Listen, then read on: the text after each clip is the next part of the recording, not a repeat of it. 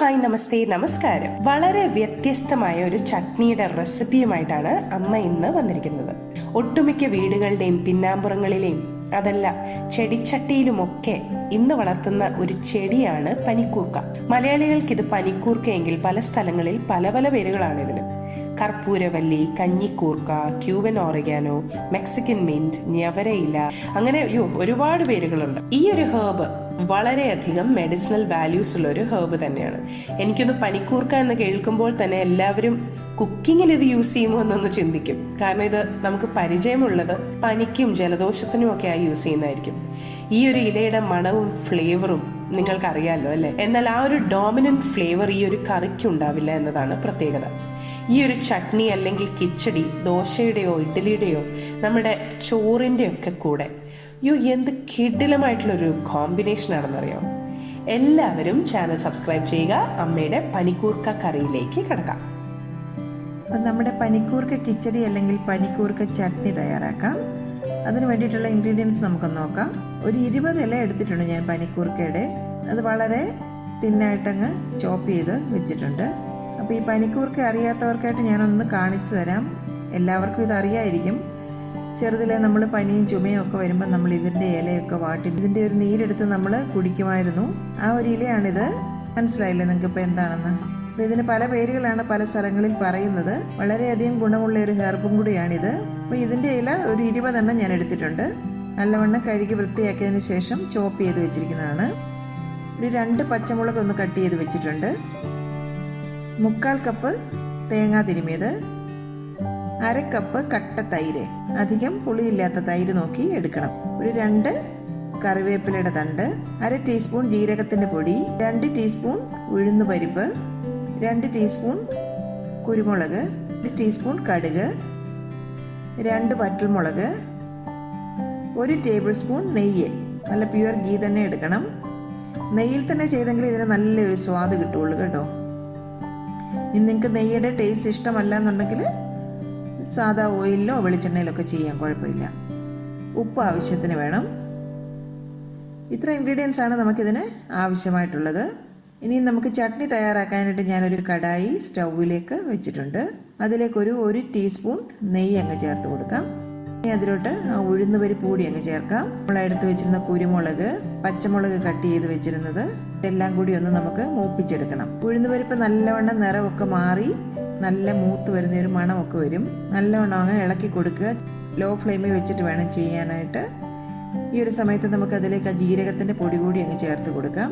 മുഴുവനായിട്ടുള്ള ജീരകമാണെങ്കിൽ ആദ്യം തന്നെ ചേർത്ത് കൊടുക്കാം കേട്ടോ. ഇവിടെ ജീരകത്തിൻ്റെ പൊടിയാണ് ഞാൻ ചേർത്തിരിക്കുന്നത്. ഇനി നമുക്ക് ആ പനിക്കൂർക്കയുടെ ഇല അരിഞ്ഞ് വെച്ചിരുന്നൂടെ അങ്ങ് ചേർത്ത് കൊടുക്കാം. 1 ടീസ്പൂൺ നെയ്യും കൂടെ അങ്ങ് ചേർത്ത് കൊടുക്കുക. അതിലേക്ക് നന്നായിട്ടൊന്ന് ഈ ഇലയൊക്കെ ഒന്ന് വഴറ്റിയെടുക്കണം. നന്നായിട്ട് ഇലയൊക്കെ ഒന്ന് വാടി വരട്ടെ.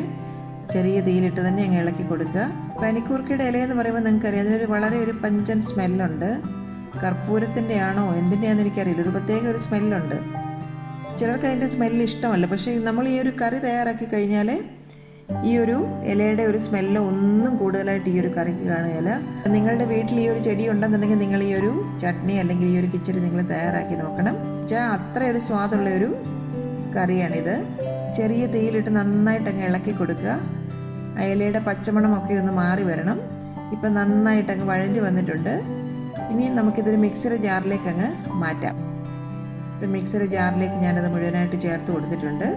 അതിലേക്ക് നമ്മൾ ആ തേങ്ങ തിരുമ്മി വെച്ചിരിക്കുന്നത് അങ്ങ് ചേർത്ത് കൊടുക്കാം. ആ എടുത്ത് വെച്ചിരിക്കുന്ന തൈര് കൂടി ഇതിലേക്ക് അങ്ങ് ചേർത്ത് കൊടുക്കാം. കുറച്ച് വെള്ളം കൂടെ നമുക്കൊന്ന് ചേർത്ത് കൊടുക്കാം. എന്നിട്ട് നല്ലൊരു ഫൈൻ പേസ്റ്റാക്കി നമുക്കിതങ്ങ് അരച്ചെടുക്കണം. വീണ്ടും അതേ പാൻ തന്നെ ഞാൻ സ്റ്റൗവിലേക്ക് വെച്ചിട്ടുണ്ട്. ബാക്കി വന്നിരുന്ന നെയ്യ് നമുക്കിനി ആ പാനിലേക്ക് അങ്ങ് ചേർത്ത് കൊടുക്കാം. ഈ ഒരു കറി നെയ്യിൽ തന്നെ തയ്യാറാക്കുമ്പോഴാണ് ഇതിന് പ്രത്യേക ഒരു സ്വാദ് കിട്ടുന്നത് കേട്ടോ. അതുകൊണ്ടാണ് ഞാൻ പറഞ്ഞത് നെയ്യിൽ തന്നെ നിങ്ങളിത് തയ്യാറാക്കി നോക്കണമെന്ന്. നെയ്യ് നന്നായി ചൂടായി വന്ന് അതിലേക്ക് ആ കടുക് അങ്ങ് ചേർത്ത് കൊടുക്കാം. കടുക് ഒന്ന് പൊട്ടി വരട്ടെ. ഇനി നമുക്കതിലേക്ക് വറ്റൽമുളക് അങ്ങ് ചേർത്ത് കൊടുക്കാം. കറിവേപ്പിലയും കൂടെ അങ്ങ് ചേർത്ത് കൊടുക്കാം. നന്നായിട്ടൊന്ന് മൂത്ത് വരട്ടെ. ഈ ഒരു സമയത്ത് ആ ഇലയൊക്കെ അരച്ച് വെച്ചിരുന്ന ആ ഒരു കൂട്ട് ഇതിലേക്ക് നമുക്ക് അങ്ങ് ഒഴിച്ചു കൊടുക്കാം.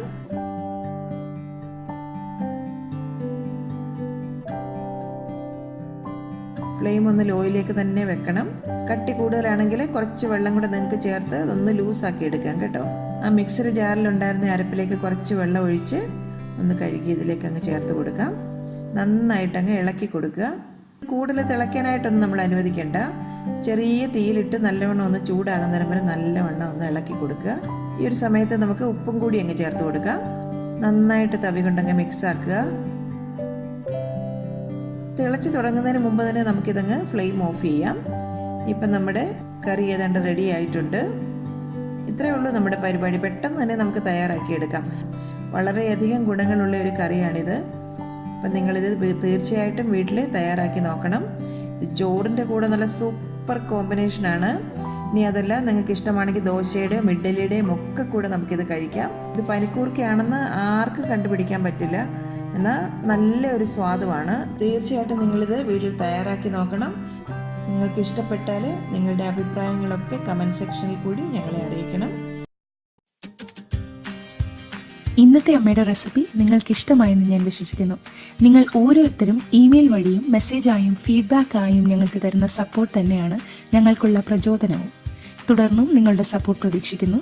അമ്മയും ഞാനും മറ്റൊരു വിഭവമായി ഉടൻ തന്നെ എത്തും. അതുവരേക്കും നന്ദി. Good bye.